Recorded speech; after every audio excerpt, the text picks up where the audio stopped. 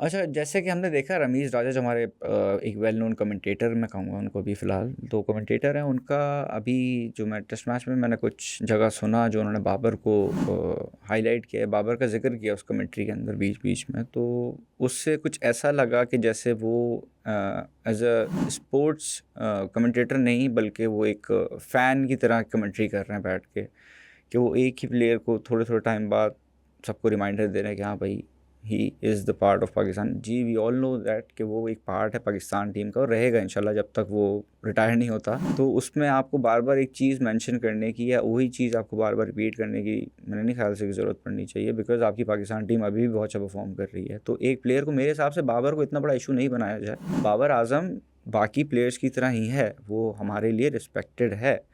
मतलब ऐसा नहीं है कि पब्लिक के लिए वो उसकी कोई रिस्पेक्ट बहुत रिस्पेक्ट करते हैं, वो बड़ा नाम है पाकिस्तान का, उसने बड़ी-बड़ी परफ़ॉर्मेंसेस की हैं पाकिस्तान के लिए। पाकिस्तान का नाम गया है क्रिकेट में ऊपर बाबर आज़म की वजह से, मतलब कोई डाउट नहीं इस बारे में। लेकिन हमने कुछ बाबर के टीम के जाने के बाद से ना बहुत ज़्यादा कोई 2 किस्म की कम्युनिटीज़ को देखा आपस में क्लैश होते हुए, जो कि नहीं होना चाहिए। बाबर आज़म गुड प्लेयर है और इस तरह की शायद चीज़ें जो है ना प्लेयर को बहुत इफ़ेक्ट करती हैं। अगर प्लेयर ये सारी चीज़ें फ़ॉलो कर रहा हो या उसके कान में जा रही हों ये बातें सारी, तो उसको बहुत नेक्स्ट टाइम बाबर आएगा उससे ज़्यादा प्रेशर होगा। जितने प्रेशर में छोड़ के जा रहा है ना वो तो वापस आएगा उससे डबल प्रेशर में होगा। तो मेरे ख़्याल से हमें इस वक़्त उसको भी एक पहले सबसे पहले इंसान की तरह ट्रीट करना चाहिए। हमें उसको बिल्कुल ऐसा ना कर दें कि कल को वो आए तो वो और प्रेशराइज़्ड हो, उस पे और ज़्यादा उसको टेंशन हो कि अब कुछ नहीं हुआ, बिकॉज़ ये नेचुरल है। ये हर बंदे के साथ होता है। कोई अगर कहता है कि नहीं मुझे नहीं फ़र्क पड़ता, पड़ता है फ़र्क। ये कुदरती एक आपका एक प्रोसीजर है, आपकी एक प्रोसेस है कि आप अगर कहीं कमबैक कर रहे होते हो तो एक आपके अंदर एक टेंशन आती है, आपको फ़ील होता है, आपको एंग्ज़ायटी होती है, ये कुदरती बात है। तो ये ना हो कि वो नेक्स्ट टाइम आए तो वो और ज़्यादा प्रेशराइज़्ड हो इन सब चीज़ों की वजह से, इन बातों की वजह से। तो हमें चाहिए कि हम चाहे हमारी हम अगर अपने ऊपर के लेवल पे बात करते हैं, जो हमारे क्रिकेट के जो बड़े लोग हैं, वो भी हैं, वो हो गए या हमारी पब्लिक हो गई या हमारे क्रिकेट के फैंस हो गए या जो भी हैं हमारे सोशल मीडिया हो गया, हमारे स्पोर्ट्स जर्नलिस्ट हो गए, मैं ये कहूँगा कि हमें सबको मिलके चाहिए कि एक प्लेयर को इतना भी ना गिराया जाए या इतना भी ना चढ़ाया जाए कि वो बंदा इस सब चीज़ों को हैंडल ही ना कर सके। तो एक प्लेयर को प्लेयर की तरह रखा जाए। बड़ा नाम है, बिल्कुल है, लेकिन उसका ये मतलब नहीं कि या तो आप उसको इतना ऊपर ले जाओ या बिल्कुल ही नीचे ले जाओ, ठीक है? तो मेरे हिसाब से इस चीज़ को हमें बिल्कुल नॉर्मल रखना चाहिए। बाबर आज़म ठीक है, टीम से बाहर हुआ, इंशाल्लाह परफ़ॉर्म करेगा, वापस आएगा और आके भी परफ़ॉर्म करेगा पाकिस्तान के दोबारा। वी आर वेरी होपफुल इंशाल्लाह। तो हमें अभी इस जो एक एक मैं कहूँगा फ़ज़ूल की हाइप जो क्रिएट कर दी गई है, इसको ख़त्म कर देना चाहिए और बिल्कुल नॉर्मल तरीके से एक्ट करना चाहिए, बिकॉज़ बाबर आज़म भी बाकी बड़े प्लेयर्स की तरह ही है ना। हर बड़ा प्लेयर ऐसे ही होता है, ब्रेक लेता है, जाता है, अगर उससे कुछ नहीं हो रहा होता, वो उन चीज़ों को कवर करता है, वापस आता है परफ़ॉर्म करके, फिर आके अपने मुल्क के लिए परफ़ॉर्म करता है। तो ये एक प्रोसेस है। इसमें कोई बुरी बात नहीं है, कोई बड़ी बात नहीं है, कोई नेगेटिव बात नहीं है। ये किसी भी प्लेयर्स के साथ हो सकता है। लेकिन मैं ये कहूँगा कि एक चीज़ मुझे जो बहुत अजीब लगी उसमें कि ये जिस तरह से न्यूज़ स्प्रेड हुई कि बाबर आज़म को ड्रॉप कर दिया गया है। तो मेरे हिसाब से इस ऐसे प्लेयर को आप ड्रॉप नहीं करते हो, वो रेस्टेड होता है। उसको रेस्ट करवाया जाता है और वो एक मतलब ये एक मैनर्स हैं क्रिकेट के अंदर, कहें कि हम कोई वेल नोन पर्सन है या कोई अच्छा नाम है या बड़ा नाम है, उसको हम रेस्ट करवाते हैं क्योंकि वो ड्रॉप किस तरह से होगा? इतनी परफ़ॉर्मेंसेज़ उसने की हैं पाकिस्तान के लिए, इतना इतना अच्छा खेल के दिया उसने पाकिस्तान के लिए, तो हम उसको ये नहीं कहेंगे कि उसको ड्रॉप कर दिया गया। ठीक है, उसको इस फॉर्मेट से ब्रेक दिया गया और मैं ये कहूँगा कि ये चीज़ बहुत अच्छी है कि उसको ब्रेक दिया गया, बिकॉज़ हमें आगे बाबर आज़म की चैंपियंस ट्रॉफ़ी में ज़रूरत है। बाबर आज़म इस वक़्त वाइट बॉल में तो परफ़ॉर्म कर ही रहा था। तो हमें मेनली इस वक़्त फ़ोकस करना चाहिए बाबर, शाहीन एंड नसीम शाह, ये हमारे लिए चैंपियंस ट्रॉफ़ी में बहुत इंपॉर्टेंट प्लेयर्स हैं। तो ये अच्छा है कि यहाँ से रेड बॉल से, क्योंकि यहाँ परफ़ॉर्म नहीं करते, इनका आगे का कॉन्फिडेंस बहुत ख़राब होता। अगर हम एज़ अ क्रिकेटर सोचें, मैं अगर एज़ अ क्रिकेटर ही बात कर रहा हूँ कि जिस तरह की उनकी रेड बॉल की फ़ॉर्म चल रही थी सबकी और जो हमारा रिज़ल्ट आ रहा था, उसकी वजह से वो आगे मज़ीद जो हमारे बड़े इवेंट्स लाइक चैंपियंस ट्रॉफ़ी सबसे बड़ा इवेंट हमारे आगे है और हमारे ही कंडीशंस में होना है, हमारे ही कंट्री में होना है। तो वो हमारे लिए बहुत इंपॉर्टेंट टूर्नामेंट है। उसके लिए मेरे हिसाब से ठीक है, ये ब्रेक इनके लिए अच्छा भी है, बिकॉज़ ये एटलीस्ट अब उस टूर्नामेंट को फ़ोकस करके और प्रॉपर तरीके से अपना फ़ोकस लगा के और उस टूर्नामेंट के लिए अपने आप को प्रिपेयर कर सकते हैं इस सारे टाइम में। तो ये कोई गलत बात नहीं है, ये उनका कॉन्फिडेंस मेरे हिसाब से तो ये बाबर के लिए बहुत अच्छी चीज़ है, एक अच्छा साइन है कि उसके कॉन्फिडेंस ख़राब होने से बेहतर था कि वहीं होल्ड करे और वो अपना जो उसका चैंपियंस ट्रॉफ़ी अगला टारगेट है, वो उसके ऊपर फ़ोकस करे रादर देन यहाँ पे फँसे बुरा परफॉर्म हो, फिर से सोचेगा, फिर से जाएगा, फिर खुदा ना खास्ता ना हो, फिर आएगा, फिर सोचेगा। प्लेयर इससे बहुत ज़्यादा ना नीचे जाता रहता है। तो इस ब्रेक से इंशाल्लाह आई एम वेरी होपफुल, वो जो ब्रेक के बाद वो चैम्पियंस ट्रॉफी में नज़र आएगा, वो बिल्कुल डिफरेंट दिखेगा हमें। क्योंकि एक ब्रेक जो होता है कभी कभी ज़रूरत है उसकी, आपको एक गैप की ज़रूरत होती है, क्योंकि बहुत सारी चीज़ें जब आपके अंदर जमा हो जाती है ना, तो आपको उन सबको ड्रेन आउट करने के लिए एक ब्रेक लेना पड़ता है। आपको हर चीज़ों से दूर रहना पड़ता है, थोड़ा सा टाइम के लिए अपने आप को गैप, मतलब आपको डिस्कनेक्ट होना होता है इन चीज़ों से। तो ये बाबर आज़म के लिए मेरे हिसाब से बहुत अच्छा एक, इंशाल्लाह मैं बहुत होपफुल हूँ इस चीज़ के लिए कि बाबर के लिए ये चीज़ बहुत फेवर में जाने वाली है, और चैम्पियंस ट्रॉफी में इंशाल्लाह बाबर हमें बहुत अच्छा परफॉर्म करता हुआ दिखेगा। प्लस सेम विद शाहीन है नसीम शाह। नसीम शाह आपको पता हमारा तो जो हमारी बॉलिंग स्ट्रेंथ है उसका वो मेन पार्ट है नसीम जो है। तो नसीम शाह के लिए भी यही है कि वो भी अभी जैसे परफॉर्म नहीं हो पा रहा था, उससे पहला टेस्ट खेला उससे परफॉर्म नहीं हुआ, पिछली सीरीज़ में भी उससे कोई इतना अच्छा परफॉर्म नहीं हो सका, बड़ी परफॉर्मेंसेस नहीं आई उसकी तरफ से भी टेस्ट सीरीज़ में। तो ये गैप मेरे हिसाब से ये ब्रेक अच्छा रहा है। ये इस ब्रेक में जाके ये लोग अपनी कुछ सेल्फ एनालाइजेशन होती है इंसान की, कुछ गलतियाँ होती हैं, कुछ मिस्टेक्स हो रही होती हैं आपसे, जो आपके प्रोसेस में आ जाती हैं, आपको नहीं फील हो रहा होता जब आप कंटिन्यूसली खेल रहे होते हो।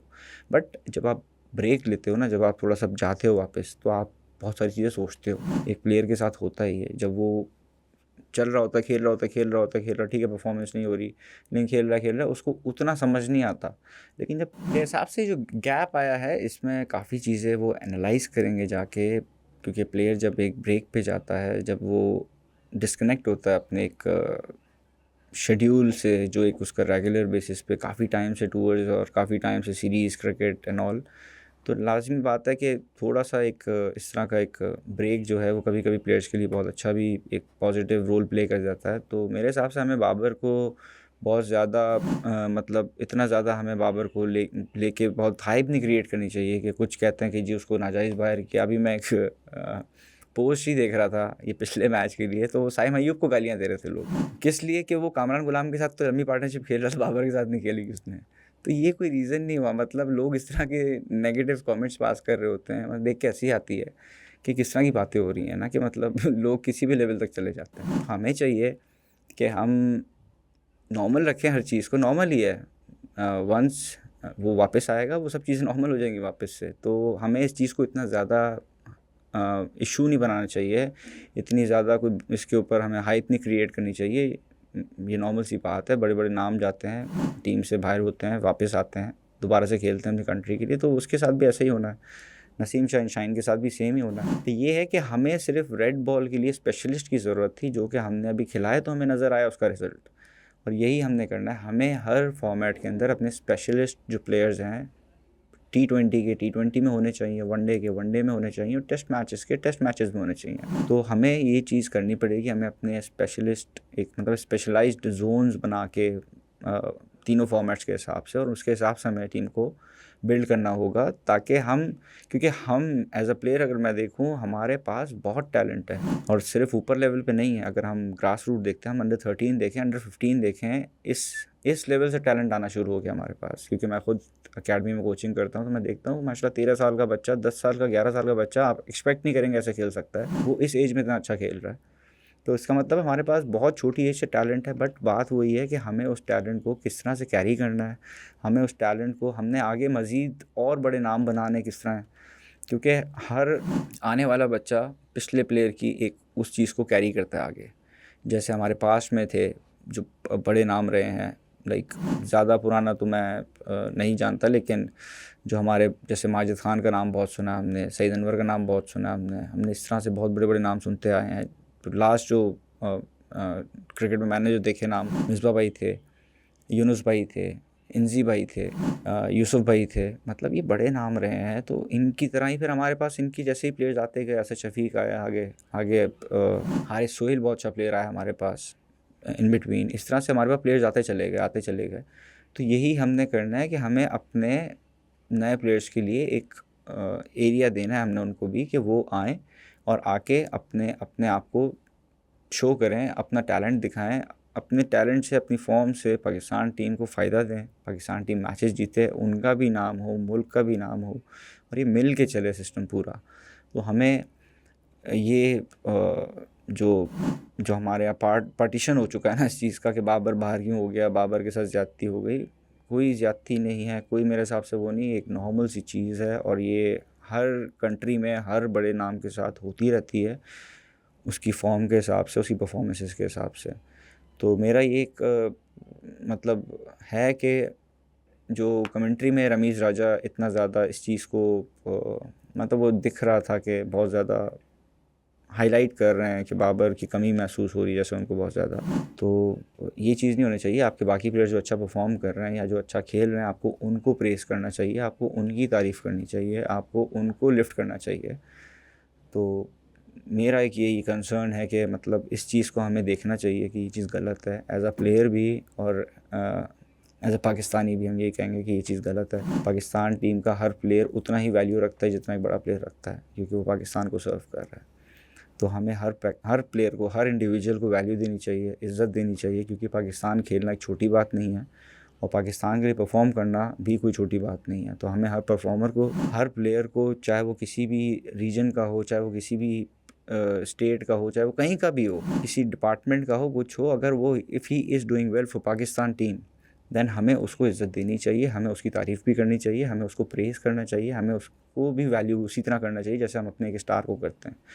तो ये चीज़ हमारे यहाँ लाज़मी होनी चाहिए, इक्वालिटी आनी चाहिए, एक बराबरी होनी चाहिए हमारे यहाँ क्रिकेट में, जो कि मैं देखता हूँ कि समटाइम्स नहीं है। फेवरेटिज़म आ जाता है, पर्सनल लाइकिंग डिसलाइकिंग की चीज़ें आ जाती हैं, ये नहीं होना चाहिए। इससे हमारी क्रिकेट ख़राब होगी, इससे हमारे आने वाली जनरेशन पे इफेक्ट होगा इस चीज़ का बहुत ज़्यादा। ये फेवरेटिज़म की वजह से हम फजूल में मतलब एक पाकिस्तान प्लेयर की वैल्यू नहीं रही है, क्योंकि हर आने जाने वाला बंदा कहता है पाकिस्तान टीम में पर्ची चलती है। भाई क्यों ऐसा है? क्योंकि हम यहाँ पे ही बराबरी नहीं कर रहे। हम यहाँ पे ऐसे शो करते हैं कि यार बस सारा, अब अगर वो बंदा नेचुरली अच्छा भी है और उसके लिए कह लो कि न्यूट्रल तरीके से भी अगर उसको सपोर्ट होगी ना, तो लोगों को लगेगा यार इसकी सेटिंग है या इसका कुछ है, ऐसा कुछ है, जबकि ऐसा नहीं होता। प्लेयर की परफॉर्मेंस भी होती है, प्लेयर की स्किल होती है, एबिलिटी, उसकी परफॉर्मेंसेस, उसकी वजह से आपकी एक हाइप बनती है या आपकी एक जगह या रेपुटेशन बनती है।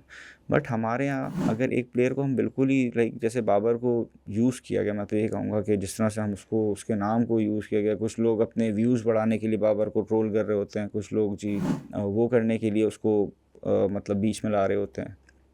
ये चीज़ नहीं होनी चाहिए। एक प्लेयर को प्लेयर रहने दो, उसको आप अपने, मैं ये कहूँगा कि अपने फ़ायदे के लिए यूज़ नहीं करो उसका नाम। वो पाकिस्तान का प्लेयर है और उस प्लेयर की इज़्ज़त बरकरार रहे, ये हमारा काम है। जहाँ तक आप कर सकते हो, आपका फ़र्ज़ है कि आप उसकी रिस्पेक्ट बनाए रखो और जो आने वाला प्लेयर है उसको भी उसी तरह ट्रीट करो, उसी तरह से रिस्पेक्ट दो उसको भी, जैसे हम अपने स्टार्स को देते हैं। तो ये चीज़ हमें लाज़मी देखनी चाहिए।